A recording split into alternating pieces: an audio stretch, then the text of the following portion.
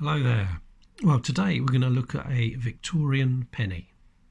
This one's, if I turn it over, from 1897 and it's in a quite worn condition. Nearly 21 million of these were made. Okay, let's have a look at the Latin writing around the edges here.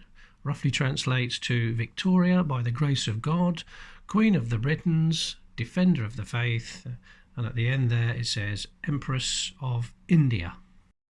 Does anybody know why we still have Latin on British coins? I mean, the Roman Empire ended over 1500 years ago. Why can't they just write it in English? Now, there is a known variant of this coin.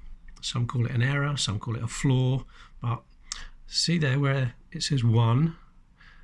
On some, there's a dot that's been printed or minted between the O and the N. Now, I've got a picture here, look. There it is, and you can see the dot between the O and the N, like a full stop. So somebody at the mint must have cocked up. They were minted at, I think this was Tower Hill in London, this one.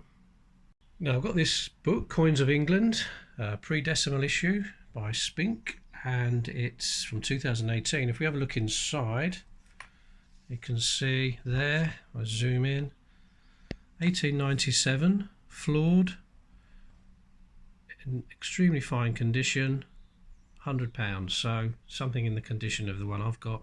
Probably half that, and then right up to uncirculated you're looking at £1,600.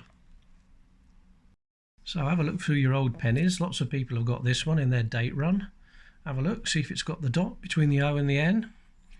In this condition, you could probably pick this one up for about £1, even less, but a lot more if you've got the rare one. Anyway, thank you very much, and I'll see you in the next video. Oh, and please don't forget to subscribe, like, and give me a thumbs up. Thank you very much.